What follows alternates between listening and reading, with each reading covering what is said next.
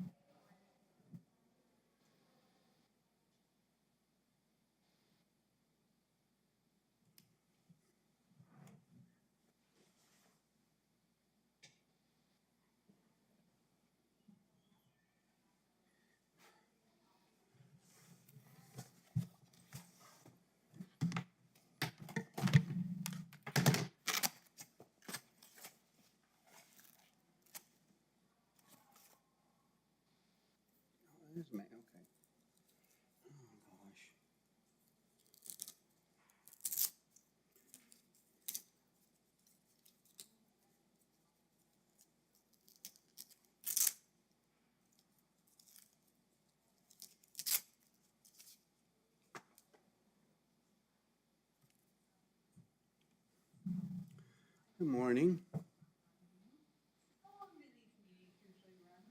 Oh my gosh.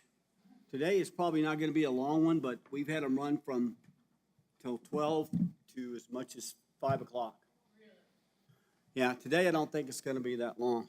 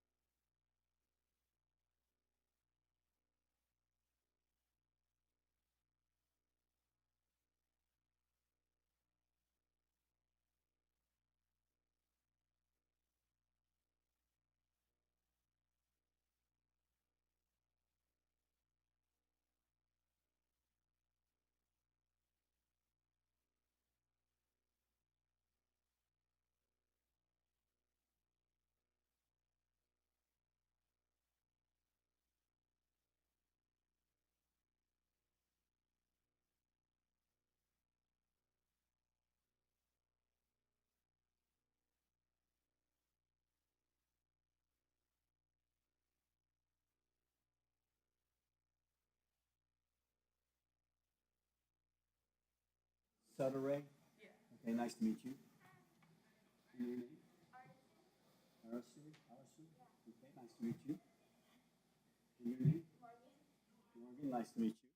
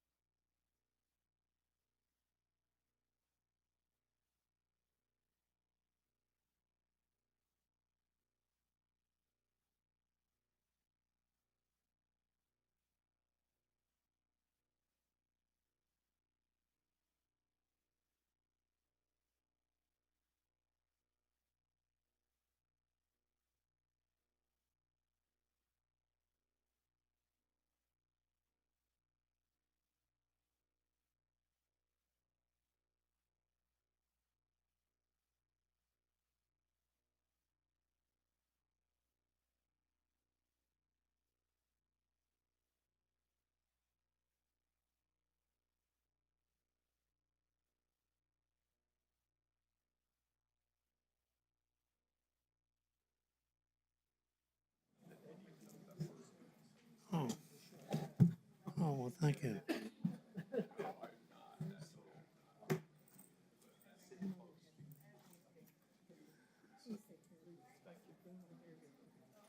Yeah, she's got COPD. 24/7, she's on oxygen. She can hardly walk. So.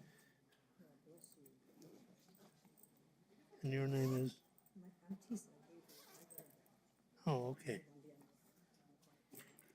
Okay.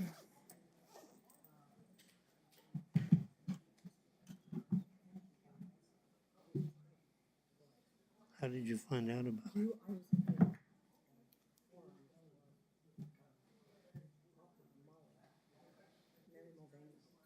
Oh, okay.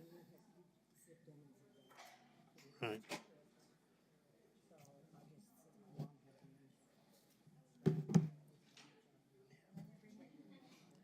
It's a full-time job. Okay. Thank you very much. Okay.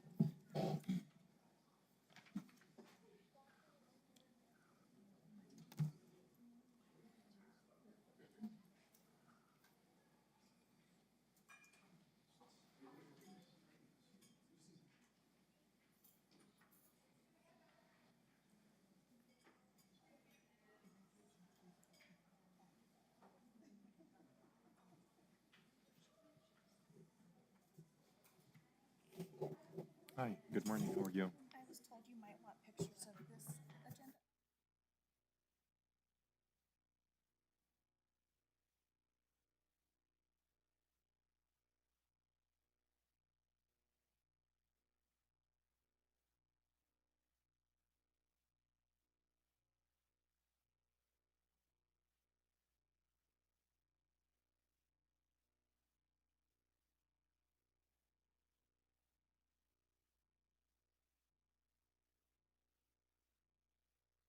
Morning, how are you?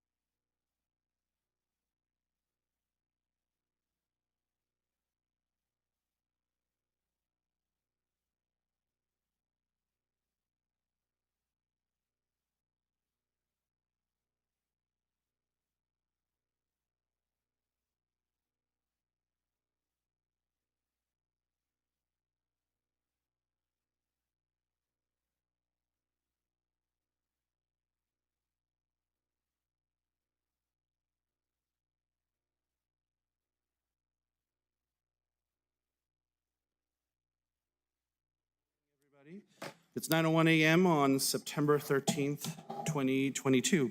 This morning, our invocation will be given by Pastor Dennis Diaz from Desert Oasis Church. Good morning, Pastor. Good morning. Thank you all so much for allowing me to come and pray. And let us pray together. Father, first of all, I thank you for the wisdom and discernment of this commission. And Father, that they would choose to follow the example of our own founding fathers who began every meeting with prayer, recognizing their need for you. And we do recognize our need for you and desire your blessing. Father, I thank you that they also, this is not just a routine. This is truly seeking the blessing of a good God who desires to impart wisdom into our affairs and blessing. And I thank you that you are that kind of a God. And Father, I thank you that your word says that blessed are the people whose God is the Lord, who honor you, who seek to follow your ways. And I thank you for wisdom and courage to be a blessed people, to honor you in all we do and to follow your ways. Lift up our county to you. And I pray that you would bless us, God, as we follow your ways, that you'd bless us, that you'd prosper us. Pray for safety in our homes, families, schools, in our community. I pray for prosperity and provision. I pray for peace. And Father, I pray for these commissioners now.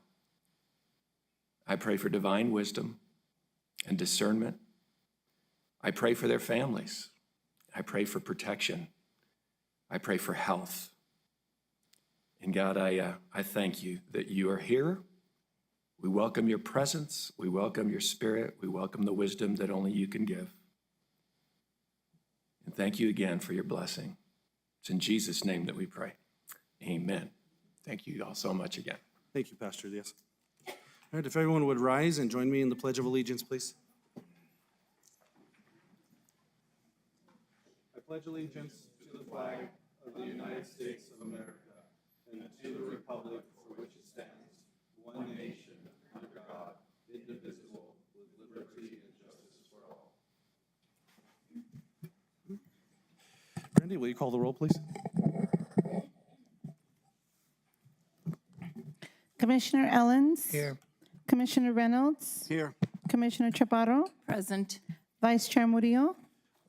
She'll be joining us shortly. Chair Sanchez? Present. The commission convenes as the Board of County Commissioners and the County Board of Finance in open session. Mr. Macias, are there any changes to the agenda?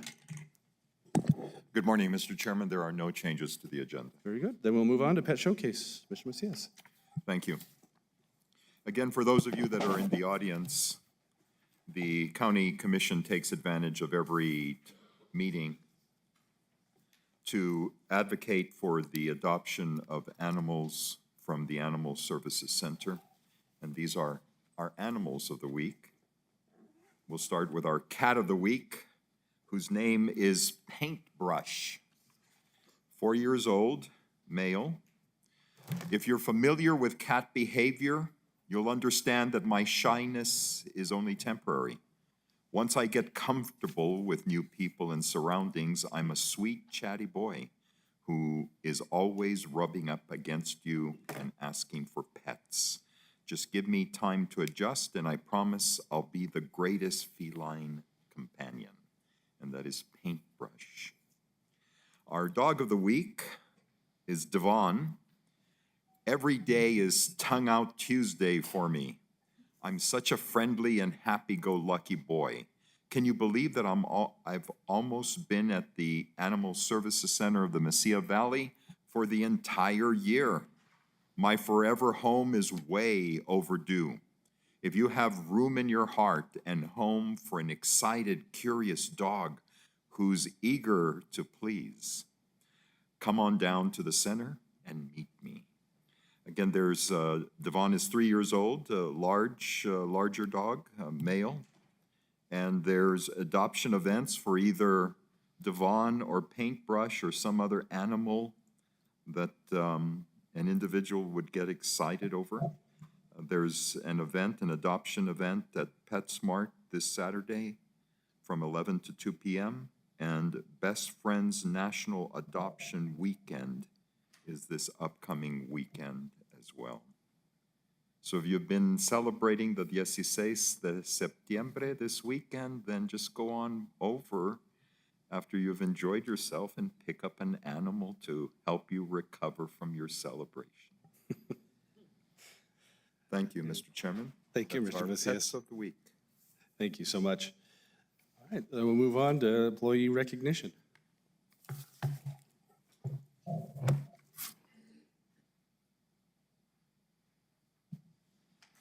Again, thank you, Mr. Chairman, and good morning to all of you. The County Commission takes advantage of every meeting to honor the accomplishments of certain employees who have hit a certain milestone with their commitment to public service here in the community. We have two honorees this morning.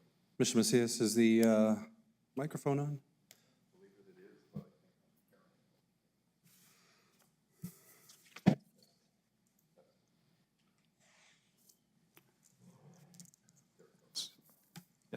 Thank you. All right, so we're going to start with Andrew Andy Luna. And if Officer Luna would come forward, please.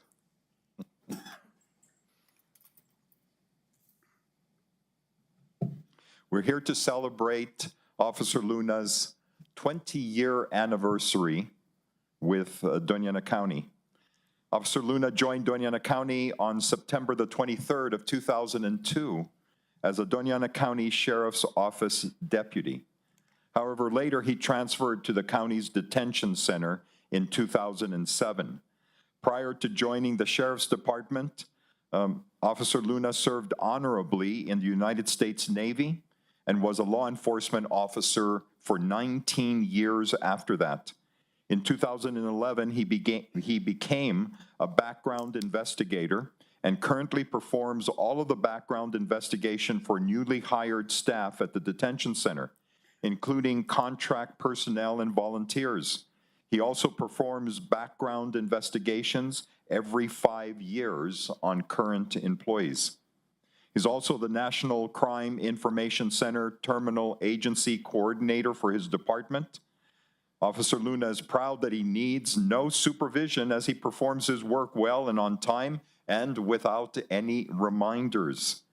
He is a strong communicator and is an excellent multitasker who adapts easily to change and gets along well with coworkers.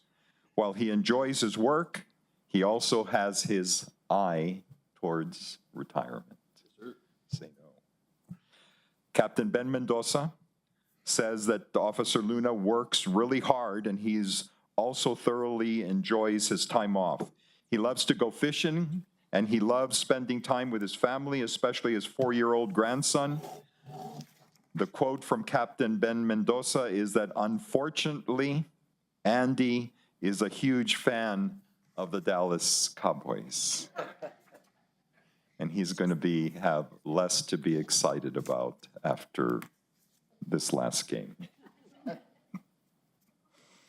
He'll be doing far more fishing than watching the Cowboys. Ladies and gentlemen, please join the Board of County Commissioners in congratulating Andrew Andy Luna on his 20-year work anniversary and thanking him for his dedicated service to our community, to the Doña County Detention Center as well.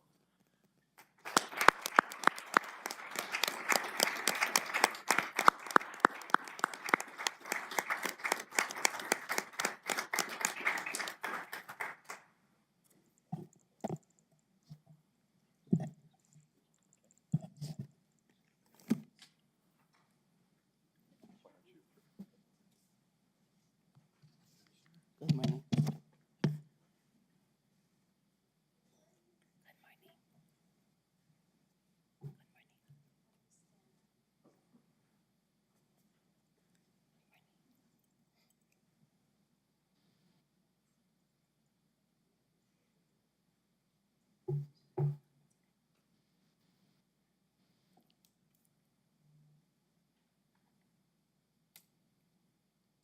Eyes open, smile.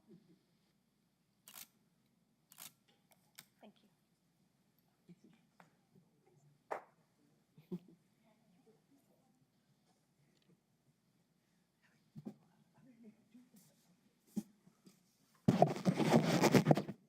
We'll complete our employee recognition with William J.R. Ellis for 25 years of service.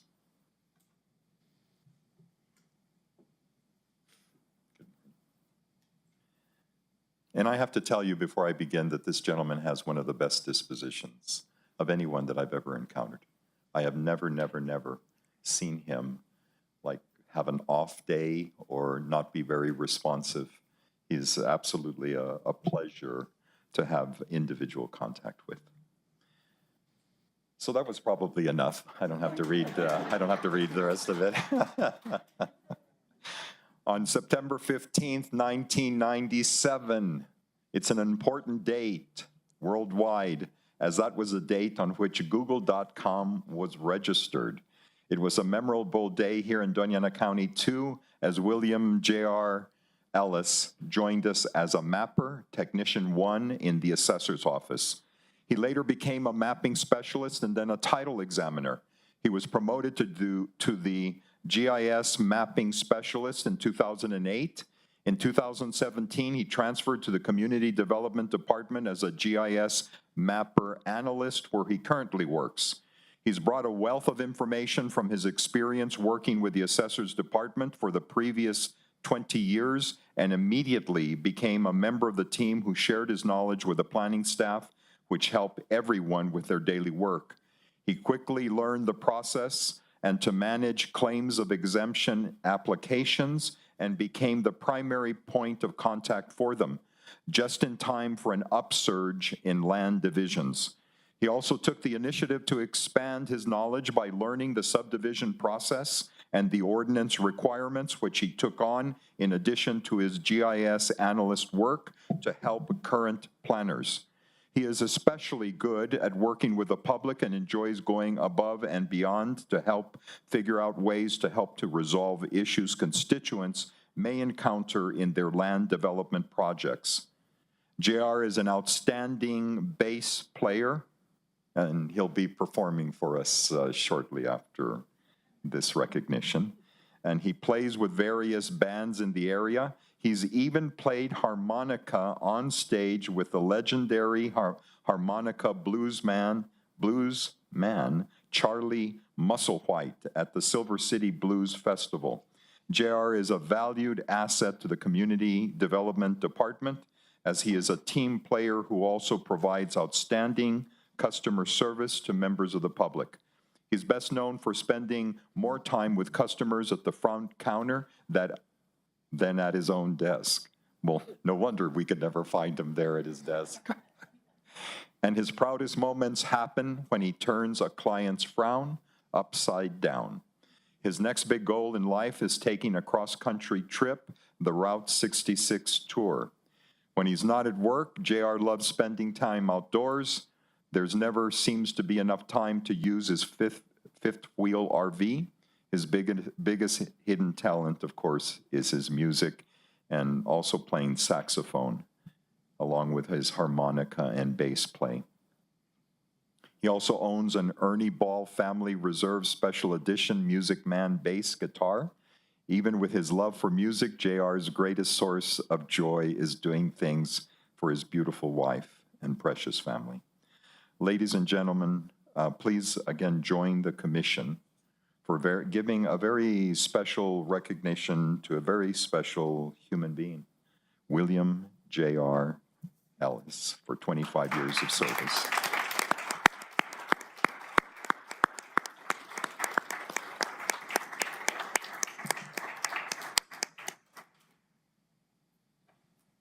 And again, this reads William Ellis in appreciation for and recognition of 25 years of dedicated service to Doña Ana County on behalf of the Board of County Commissioners and County Management, the 15th of September of 1997 through today's date.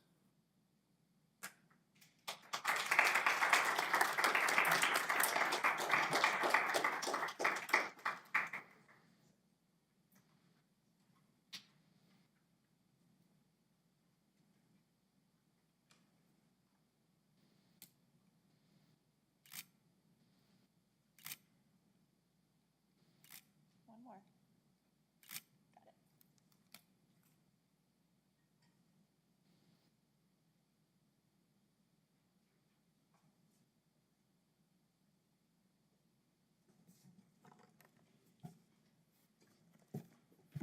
Thank you, Mr. Chairman. That completes our employee recognition.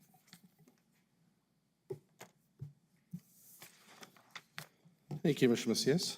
Thank you to Mr. Luna, and thank you to Mr. Ellis for their dedication to the county for all these years. All right, move on to agenda item number 1, which is the regular BOCC meeting minutes for August 23rd, 2022. Are there any comments or questions on the meeting minutes? If not, if I can get a motion and a second for approval, please. So move. Sorry, I heard Commissioner Ellens had a motion. Was that Vice Chair Murillo? Okay, if I could Second. take a second. Thank you. All right. Brandy, will you call the roll on agenda item number 1? Commissioner Ellens? Yes. Commissioner Reynolds? Yes. Commissioner Chaparro? Yes. Vice Chair Murillo?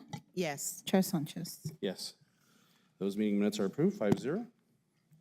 All right, we're on to presentations and proclamations. Agenda item number 2, which is a proclamation or to proclaim October as Walk to School Month in Doña Ana County. If I can get a motion in a second. So moved. That's a motion by Vice Chair Murillo, and a second by Commissioner Ellens. Okay, thank you. So I know we're a little early for October, but we did want to recognize the importance of our International Walk to School Day, which has been celebrated globally since 1997 and has been seeing record-breaking participation each year with thousands of schools participating across the nation. What started as a day has grown into month-long celebrations. This morning, we have from the Las Cruces Public Schools, Miss Ashley Curry, who she has worked, we've seen her work. I know we've had her here as a guest of the County Commission multiple times, and we appreciate her as she's worked tirelessly and built a local movement with parents, caregivers, youth, teachers, and other partners. And we see that every month across the school district with all of the different walk to school days that the school district has. So as diabetes is one of the top health problems faced by those in New Mexico and increasingly more by children, we support the fun way to get them all of us, as parents and children, moving. We can also help our environment by leaving our vehicles in the driveway and encouraging more of our children and more of our families to walk to school. Safe Routes to School is a program that coordinates having children use, walk, or ride a bike to school while learning sound pedestrian practices for their caregivers and from their caregivers, parents, and guardians. This way, everyone can feel more confident developing a new habit, a daily routine, or just simply to walk or ride their bike to school. The BOCC fully supports building of more safe roads, sidewalks, trails, playgrounds, and parks, as we've done at several community centers and communities over the past few years. And I did want to also note and give a thanks while I have the opportunity to the Doña Ana County Sheriff's Department, who, as well as Las Cruces Police Department, who support each of these events. I know, speaking personally from East Picacho Elementary, we see the group. I know I didn't make it last month, but I heard we had something close to like 80 to 90 participants last week, so which is great that we're starting to see that growth in the participation. So, Mr. Macias, if you wouldn't mind reading the proclamation. Thank you, Mr. Chairman. Whereas the health and safety of our children is of highest concern to the citizens of New Mexico, and making bicycle and pedestrian safety improvements a priority can help protect the life and safety of Doña Ana County's youth. And whereas Doña Ana County is working to add bike lanes, trails, sidewalks, and improve street crossings to better connect our neighborhoods and provide safer routes to school, and whereas diabetes and other health problems among children are a growing concern, and being able to walk or bicycle to school offers an opportunity to build activity into daily routine. Regular walking and biking to school can be fun and increase students' readiness to learn and improve their state of mental health. And whereas an important role for parents and caregivers is to teach children about pedestrian safety and become aware of the difficulties and dangers that children face on their trip to school each day and the health and environmental risk related to physical inactivity and air pollution. And whereas in September and October, community leaders, parents, and children from around the world will join together for walk-to-school events to increase awareness about the health and environmental benefits of walking and biking to schools. And whereas walking, school, buses, bike, trains, and celebration of International Walk to School Day have proven to be helpful to encourage children to safely walk and bicycle to school, and in creating and promoting local safe routes to schools program across the United States and throughout the world. Now, therefore, the Doña Ana County Board of Commissioners does hereby proclaim October as Walk to School Month. Mr. Chairman, a proclamation for the consideration of the commission. Thank you, Mr. Macias. Ms. Curry, I'd like to welcome you up and make a few comments. And anybody else from the Walk to Schools volunteers and team?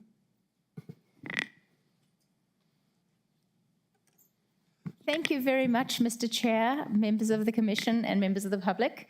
My name is Ashley Curry. This is our Safe Routes to School team right here. Thank you so much for those kind words, Mr. Chair. That was very thoughtful, and appreciate all the sentiment that you put into our program. We're very proud of our program at the school district, and we truly appreciate all the support that we've been given by the county over the years. We walked this morning at Doña Ana Elementary, and we had about 250 students walking.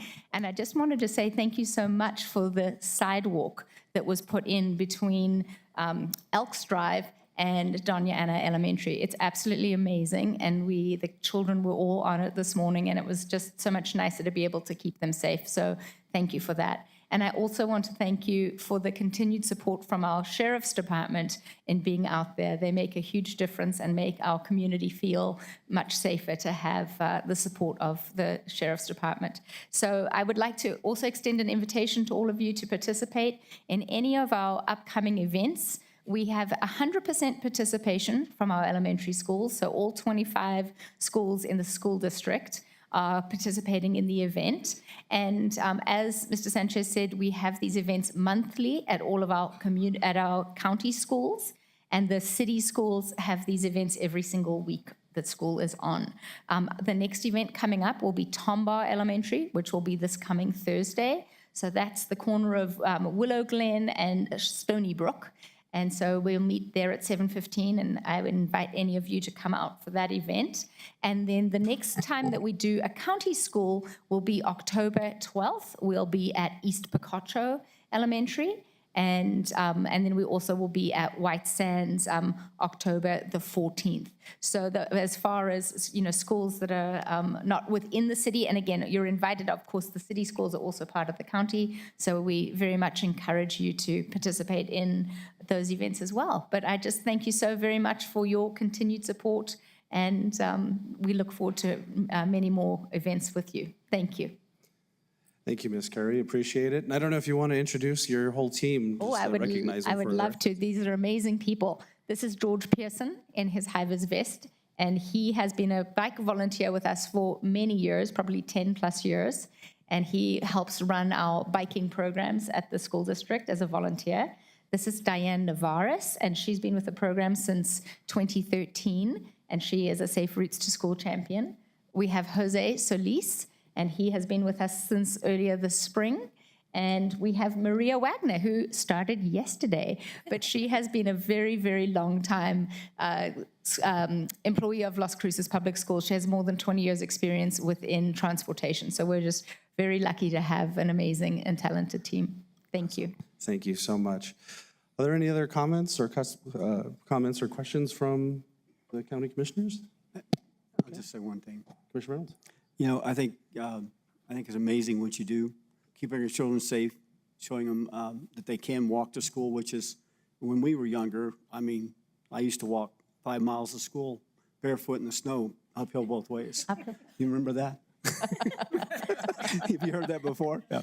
Actually, in all honesty, I did walk to school, but mostly mine was by choice because I had a bus that would come by my house, but I preferred to walk, so I would walk like 1.5 miles, 2 miles to school back every day, just for the exercise. So I think that's worthwhile, and I think it's great to teach our children that this kind of exercise for a purpose, to get to school and back, is actually very healthy for them and something that they should establish as something they do all the time. So thank you. Thank you, Commissioner Reynolds. I appreciate that. And I hope more kids take inspiration from you walking to school. Uphill both ways. Uphill both ways. Thank you. Thank you, Commissioner Reynolds. Is there any other comments? Okay. Brandy, will you call the roll on the proclamation? Commissioner Ellens, Yes. Commissioner Reynolds, Yes.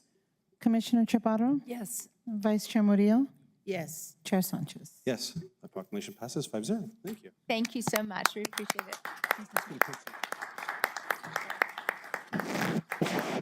Can you guys join us for a picture?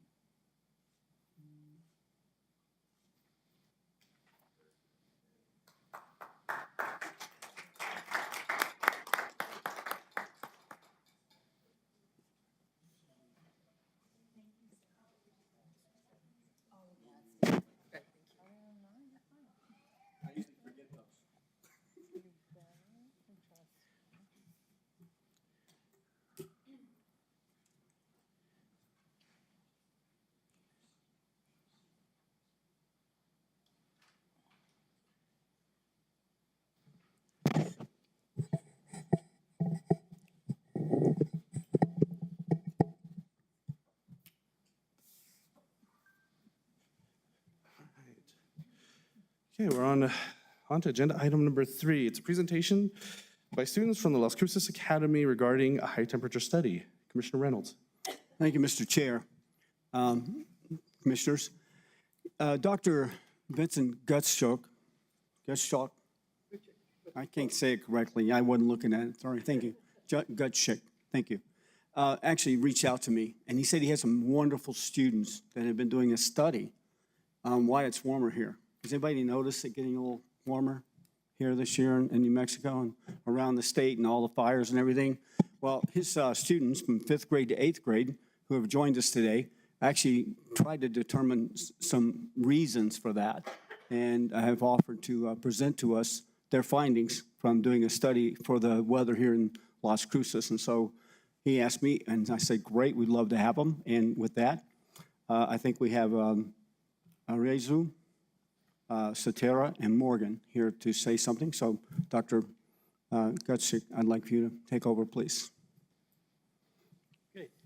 Thank you for inviting us, Commissioner Reynolds, and all the rest of the commissioners.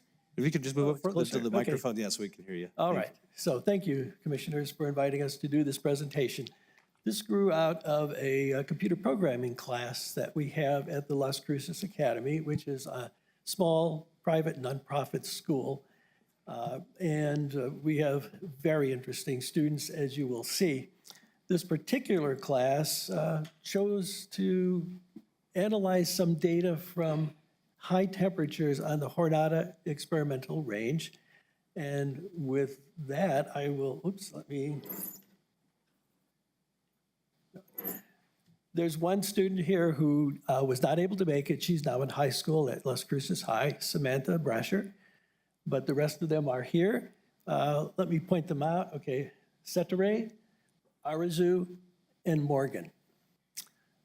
So with that.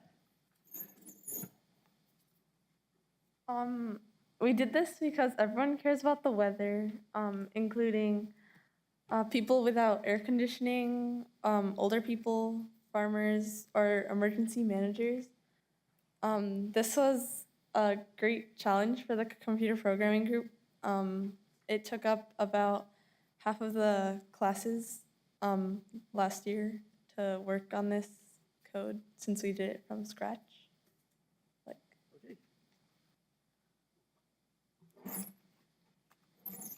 How we did this We took the daily high temperatures from the Jornada Range area, which is north of Las Cruces, and we put it into the Python coding, which we coded to slice it into 30-day segments. And once it did that, we found the highest temperature in each segment. Then we put it into the Gumbel Distribution Test website, which gave us 2 numbers that we could use to find the probability of any temperature. If we're looking at the graph, you can see, for example, that there's about an 80% chance that the weather will be lower than 100 degrees. And there's an almost 100% chance that the temperatures will be lower than 110 degrees.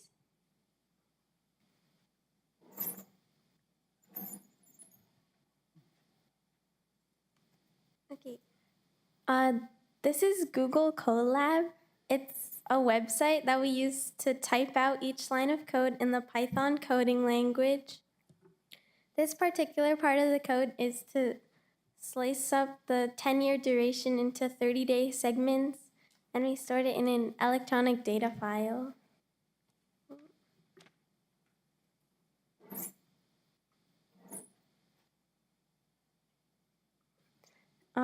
As you can see, the high temperatures have very low probability. For example, the probability of 100 degrees is about 12%, and 110 is about 0.3%. To take a closer look, those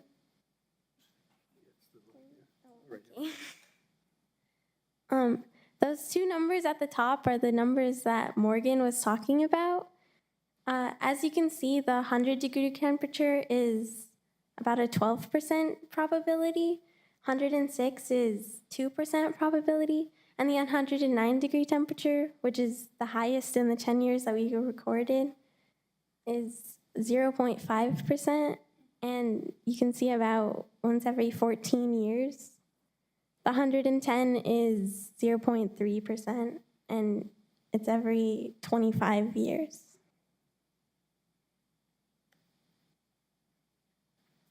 So we just calculated the temperatures for the decade 1990 to 1999, but we have data as far back as 1914 to 1919. We calculated the return time for temperatures over 109 degrees. And you might have thought it would be lower because of global warming, but there's no like clear answer. So this was very interesting to us because we're not seeing a rising chance of very high temperatures. With other data, as well as a little indication here, it says, yes, the average temperature is getting higher. So we had the highest 5 temperatures in each decade, and we plotted those. There's a line going up, but it's messy in our data. You can see there's some points that are way off of the line. So we can't conclude anything on the basis of our data alone. It looks like there's a signal of global warming, but what happened to the probability of extreme high temperatures? Maybe it's not happening.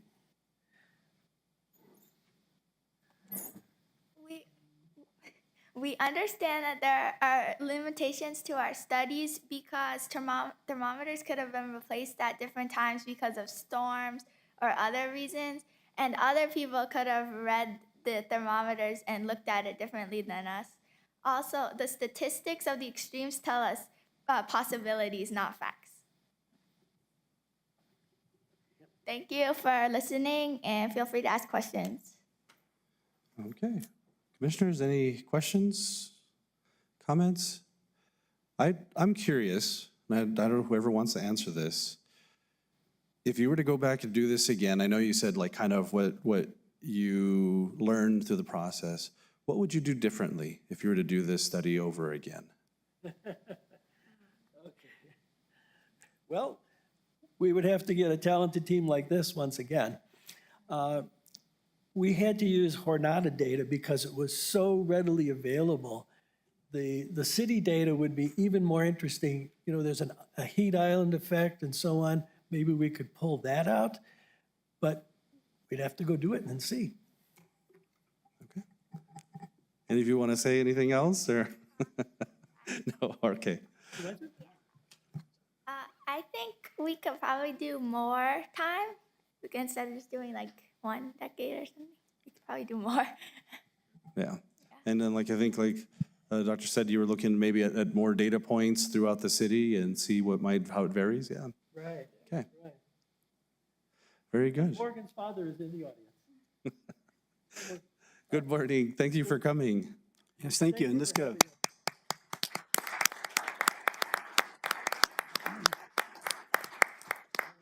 Corey, can we get a picture? Can we get a picture, please?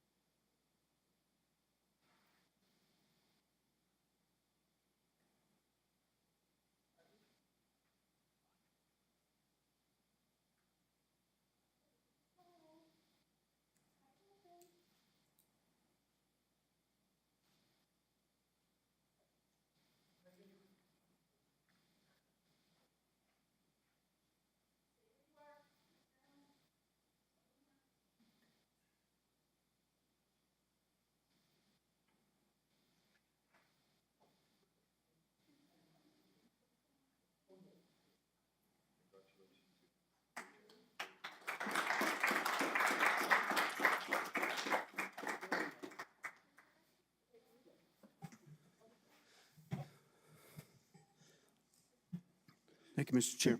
Thank you, Commissioner Reynolds. Thank you to these wonderful young ladies. Hopefully, with what you learned, we'd love to see, hopefully this will spur maybe pursuing a career in a STEM-related field. So we would love to see that, encourage you, and continue on as you move into high school. So thank you all so much for presenting to us. Thank you all for coming this morning. Appreciate your work.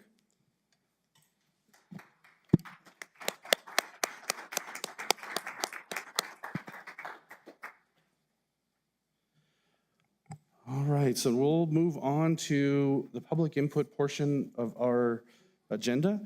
We invite any members of the public to come on up. We provided 3 minutes to speak.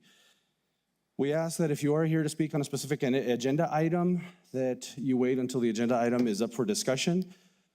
If you do come up to speak, we ask when you're done and complete, when you come up, you'll say your name for the record. We'll begin your time. When you're done, if you will sign our book to the left on the table for our records. So we'll start it off with public input. Anybody here would like to start off? Okay.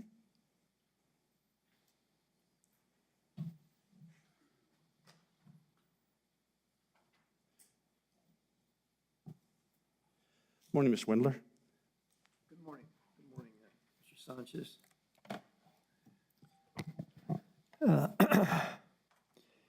Chair, Commissioners, my name is Charles Wendler.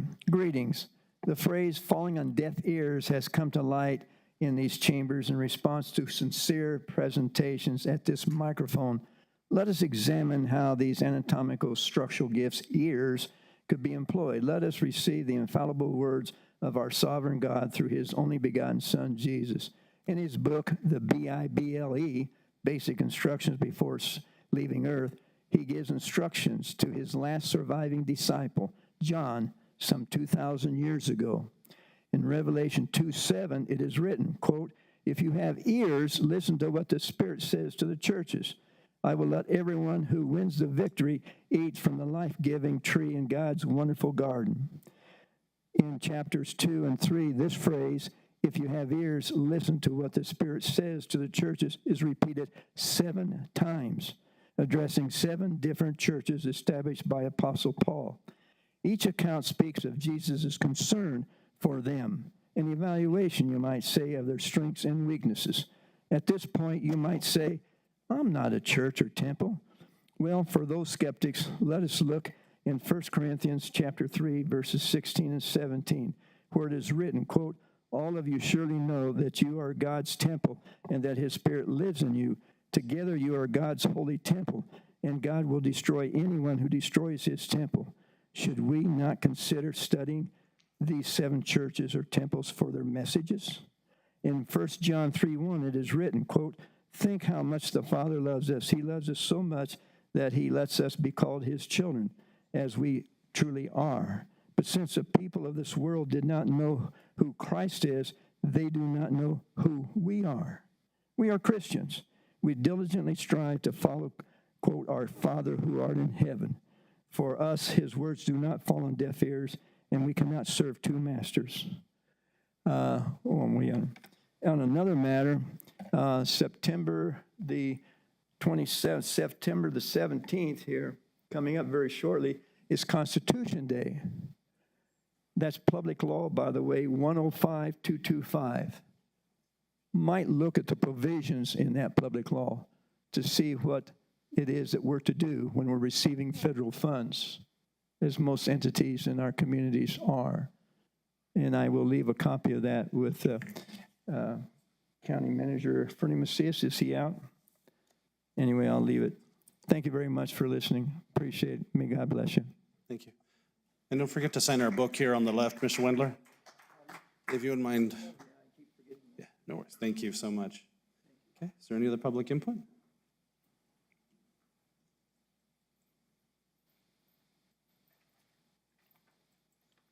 Good morning. Good morning, Commissioners. I am Dr. Ann Garcia. I have a PhD in psychology. I'm a retired federal agent. I've been a presiding judge in the last 2 elections. Per our election code, you will be certifying the upcoming November elections. I'm here today to share evidence of the Dominion machine vulnerabilities attested to by security and vulnerability expert Jeffrey Lindberg, who had a 31-year career working for Sandia National Labs. With 17 years in vulnerability assessment of high-value U.S. systems, from nuclear weapons to high-value facilities around the world. He is also one of the most knowledgeable election equipment experts in the country. The following quotes are reported in the Otero report titled, Audit of the Otero County November 2020 General Election and Vulnerability Assessment of the Election Systems Used in New Mexico. It's Appendix K. The first quote, National State Vulnerability Expert Jeff Lindberg provided testimony before the Otero County Commission that the Dominion machines being used in New Mexico have a feature where they can be woken up remotely. Even more concerning, the wake up can be done without the screen turning on to alert election workers that the machine is being accessed. Number 2 quote, Lindberg provided testimony before the Otero County Commission that the Dominion machines in New Mexico have a socket design on their machines strategically placed to easily add a wireless modem to their motherboards. Number 3, Lindberg provided testimony before the Otero County Commission that the Dominion machines in New Mexico, through the proper credentials, keys, and cellular modem, can be accessed from anywhere in the world. Number 4, Lindberg provided testimony before the Otero County Commission that the Dominion machines in New Mexico can change votes in election through existing software on the machines, end of quote. I believe Mr. Lindberg would come before this board and address his findings if requested. Now you know the Dominion machines' vulnerabilities from one of our own New Mexico experts, Jeffrey Lindberg.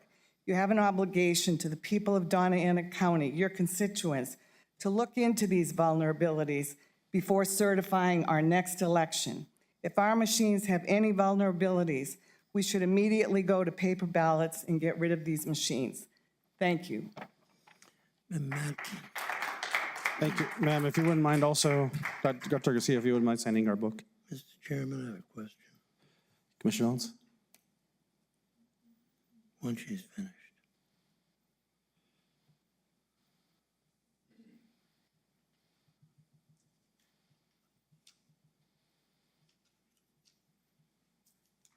I have a question for you, ma'am. Ms. Garcia, Dr. Garcia? Do you have any firsthand knowledge of these vulnerabilities? I know you wanted this testimony, so I decided I would give you quotes from a report. So that's what I did today, was provide you quotes from the report from Otero County on the vulnerabilities. So I can get you this expert here if you would like. Would you like that? It would be better than the hearsay that you're giving us. Well, I agree. I would love to do that. To what do we owe his expertise, so-called? I just explained his qualifications. Do you want me to reread those? No, let me ask you this. Have you ever been to a public presentation where the machines are tested before the election? No, I did not present that today. Okay, you're asking a question that I have not, okay? I'm presenting you testimony that was provided by one of our experts. It is worthwhile for you to look into this. As the commissioners here, I mean, you have influence. If you think there's any issues, any evidence that's been provided through anywhere in New Mexico on machines that are affecting our elections, you should be looking into it. I mean, that's what you're doing for the people of Donna Ana County. You should be wanting to do this. We shouldn't have to be asking you to. But I would love to get that expert. If you give me a day and a time, I will definitely get him here. Okay, thank you. Would you like that? Commissioner Ellens? Our meetings are publicized. He knows when to show up if he wants to. Well, but he needs more time than 3 minutes. Would you be willing to do that? I'll have to, I think the conversation here will have to continue on, so we continue with public input at this time, Commissioner Ellens. Well, thank you very much, because I would love to have him come here before the board and present his evidence. So thank you very much. Thank you, Dr. Garcia.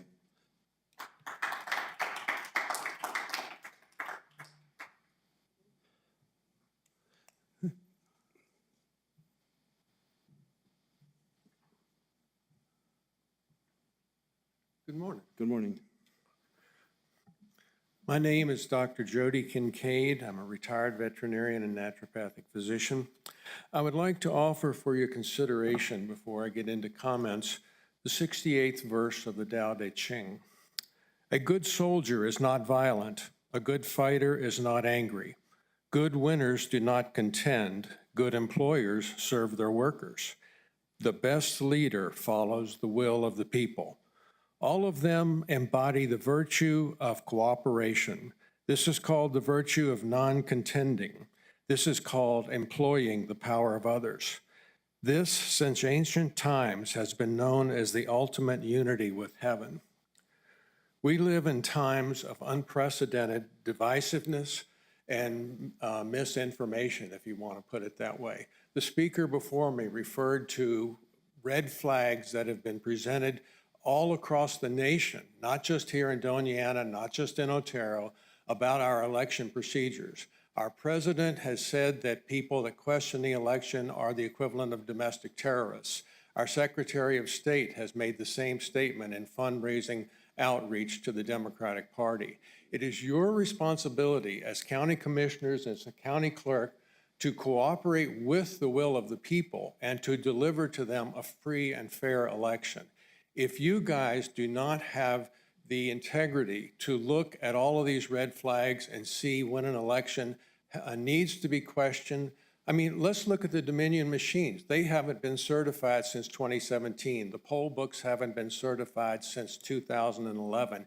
And yet the Secretary of State forced clerks across the state to certify the results of the most recent election. That is wrong.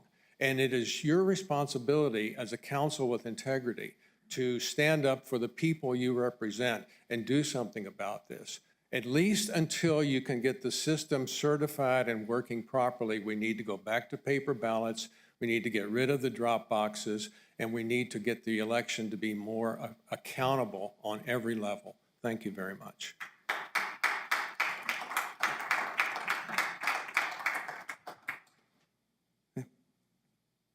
Any other public input?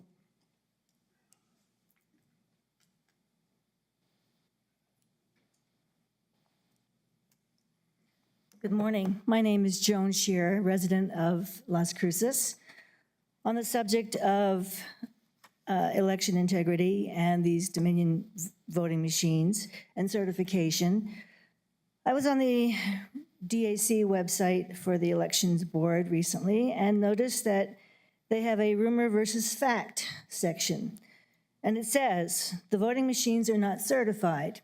Well, that's not quite true. What we've been saying is the voting machines are not certified according to the New Mexico State Handbook and Elections Code, which says, a voting system that does not comply with all requirements in the Election Code and the most recent voluntary voting system guidelines adopted by the United States Election Assistance Commission shall be decertified for use in this state.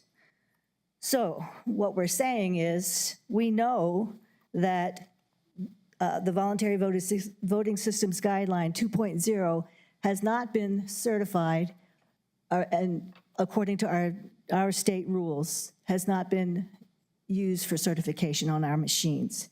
And therefore we cannot certify these machines.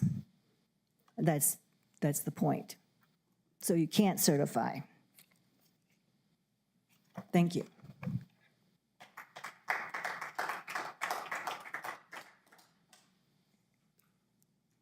Any other public input? Okay. All right, then we'll move on to staff input. Mr. Macias, is there any staff input?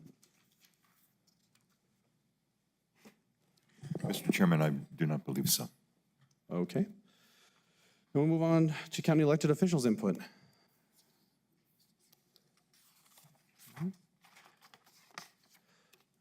Then we'll move on to commission input.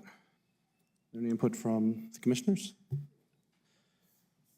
I did want to take an opportunity to try to get a notice or out. So on September 21st, 2022, we'll be planning a meeting in Rincon at our Rincon Community Center, which is at 220 Baker Street. It'll be from 6 to 7 p.m.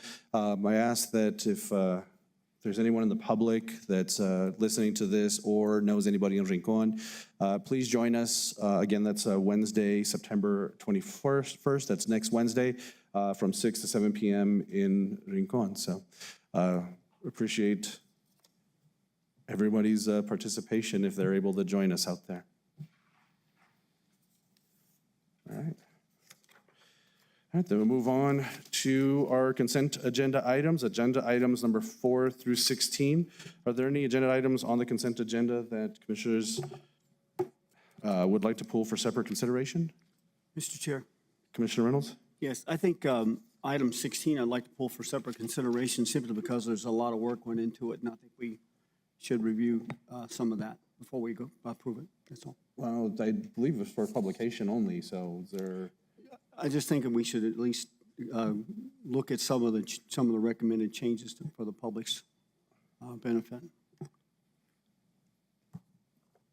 Okay. Mr. Macias, is there a way we can get, I assume Ms. Ward would be the... Yes, if you along can with, go on Commissioner to Owens. handle the other items, and then we'll come back to 16 if you'd like, and I'll ask Ms. Ward. I'm sure that she was, there was a little bit of a issue yesterday evening, and I'm sure that that's why she's not here, but let me give her a call Okay. and see if she can be here. Mr. Chair, I would like to make a motion that we approve items 4 through 15 of the consent agenda. Okay, we have a motion on the floor to approve agenda items number 4 through 15. So moved. Moved second by Commissioner Ellens. Any input? Okay. Brandy, will you call the roll on agenda items 4 through 15? Commissioner Ellens? Yes. Commissioner Reynolds? Yes. Commissioner Chaparro? Yes. Vice Chair Murillo? Yes. Chair Sanchez? Yes. The consent agenda has some resolution numbers. Item number 5, resolution number 2022-46. Item number 8, resolution number 2022-47. Item number 9, 2022-49.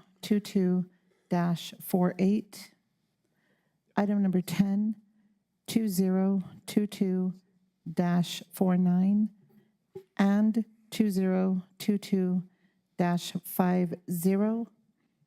Item number 11, 2022-51, and 2022-52.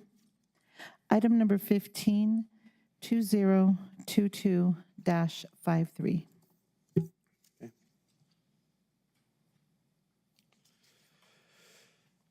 Thank you, Brandy. So, Mr. Chairman, Ms. Ward is out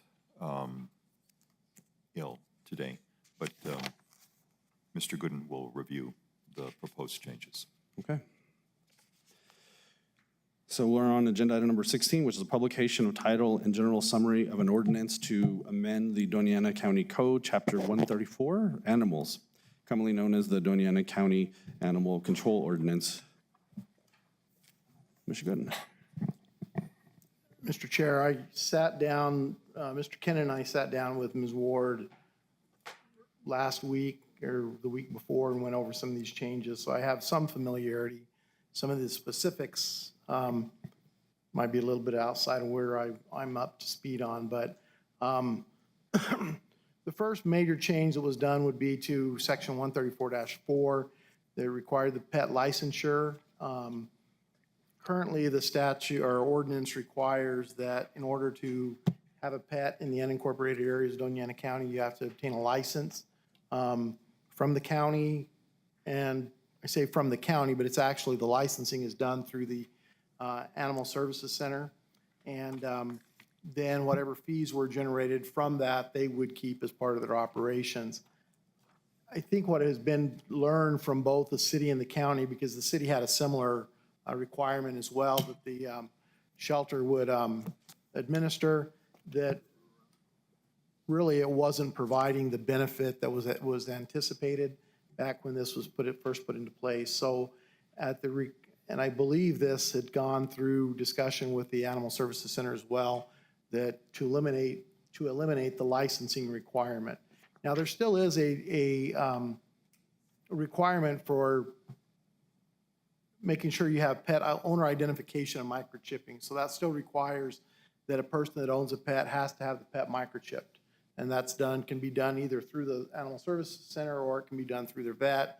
The way I understand it is the animal control officers have a little handheld device. They scan that. It gives information about who did the chipping, and from that they can identify who the owner is. So that requirement still exists. It's just the licensing requirement that has been removed. Let's see the other.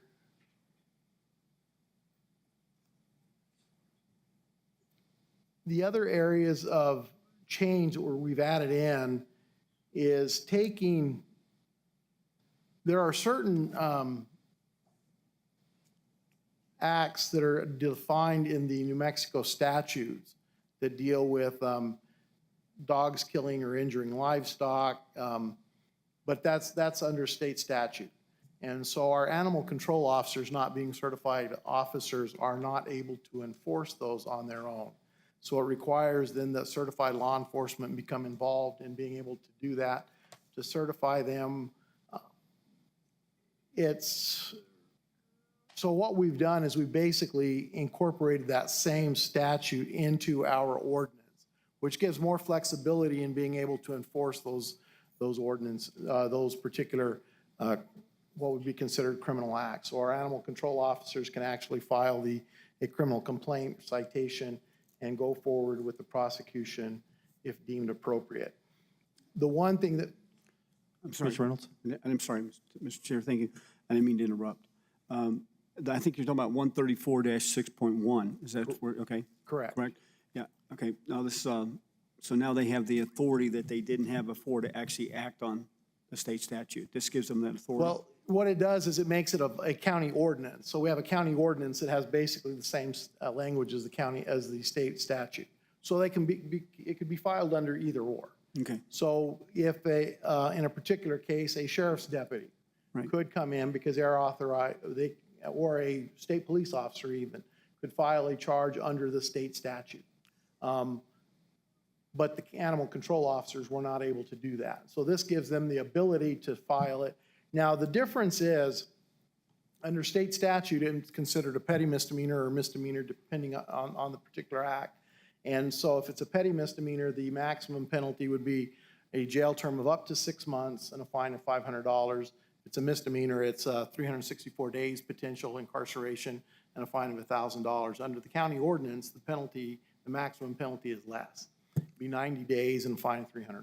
There you go. So there is some difference there. So depending on the circumstances, it may determine that it'd be more appropriate to bring in a certified law enforcement officer and file it under state statute.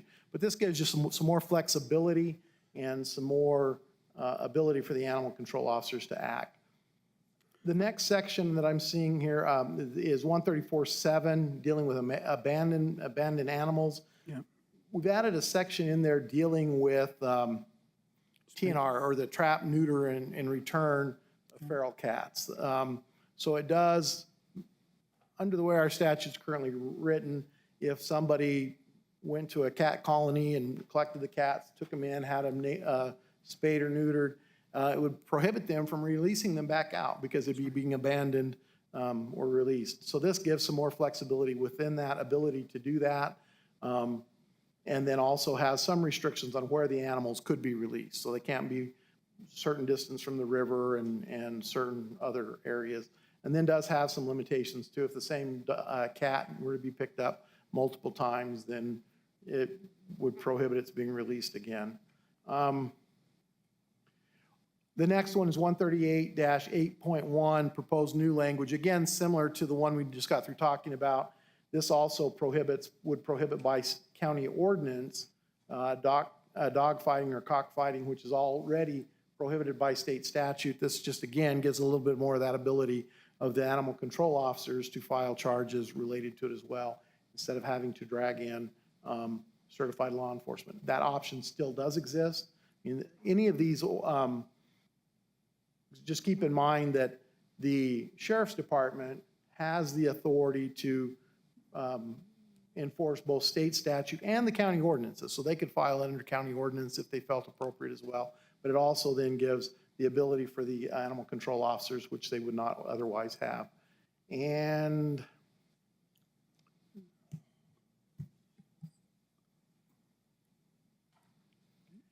under 134.11, there was some new language added in dealing with animals that constitute a nuisance. And what this was focusing on or geared toward was we get some people that their dog gets out, runs around the community, they find them, they get them, they put them back in, and there's no more problems. We have other people who their dogs are constantly out of their yard, out of their running around. This would give, again, some more ability to address those issues by asking a court to declare the animals a nuisance, which could potentially end up in them being confiscated, and if there's no other remedies to them, potentially euthanized. But there's other, trying to avoid that, but sometimes that's where you end up having to go. But it does give that ability to address the I'll call it the repeat offender that keeps getting out and is not being controlled. Mr. Chair, yeah. Mr. Nelson, I noticed that here that this actually requires a court order in order to take some action, to actually charge the person with, to get custody of the animal. Is that correct? Correct. Which is so good. It's not something that, because here we're at the point where we're potentially depriving somebody of property. Right. Okay, and animals, as much as some people like to make them part of their family, which I understand. I've had some animals that I've cared for dearly, but the law considers them property. So since we're potentially depriving somebody of their property, we do need to go through the proper due process, the proper procedures in order to do that. Thank you.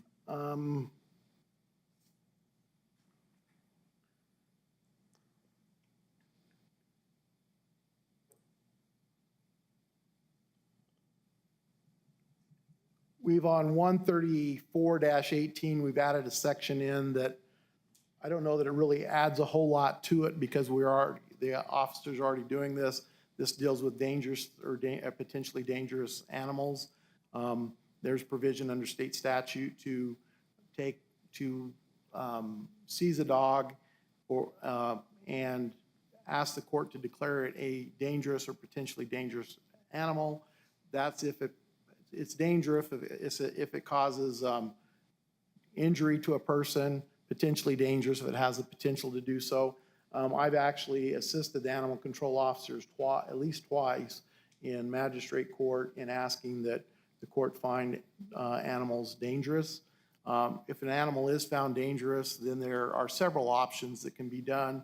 They have to get a permit, they have to take the dog through some training, and there's various steps. If they comply with all of that, then they can have their dog back, but they have to show that they're complying.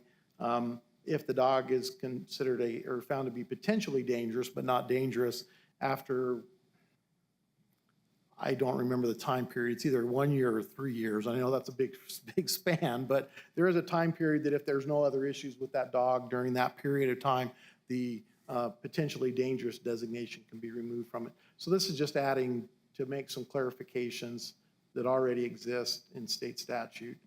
And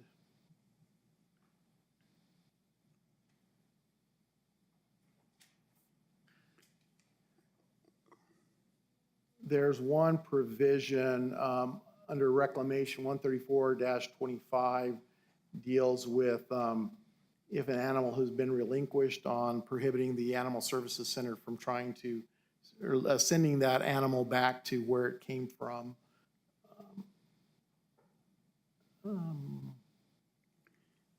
There's added in impoundment fees that ordinance already included impoundment fees that would be paid to the Animal Services Center. We do have our court hold facility that the Animal Control Department runs. There are some animals, if there's potential use of the animal for evidence in court, it's kept there. And also if it's being, the process is undergoing to deem the animal dangerous, they're held there as well. The county does have some staff that cares for those, feeds them, exercises them, et cetera. So this is just allowing also a fee for the county to care for the animals while they're at that facility, whereas this ordinance currently only has it for the Animal Services Center. Throughout the ordinance, there were some minor stylistic changes, you could say. There was and a couple grammatical changes here and there, but I think that covers the majority of the areas that are being proposed for amendment in this ordinance. Mr. Chair. Commissioner Reynolds. Thank you, Mr. Gooden. I have a question about one specific section, 134.23E5.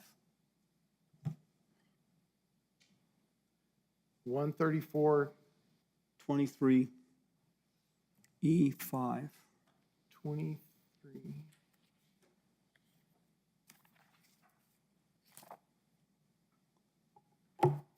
That's on page 131. 131 of the agenda, or the packet. For the agenda, yeah, for the agenda. Is this about the, if the alleged violator refuses? Yeah, I'm just, curious about that. Would this be a misdemeanor or a higher level violation? And it seems, I'm a little confused about the wording in that. Not that I'm challenging, I'm confused when I read it to say he can actually be taken into custody if he refuses to promise to sign a written notice he promised to appear in court. Is that what I'm seeing? In magistrate court?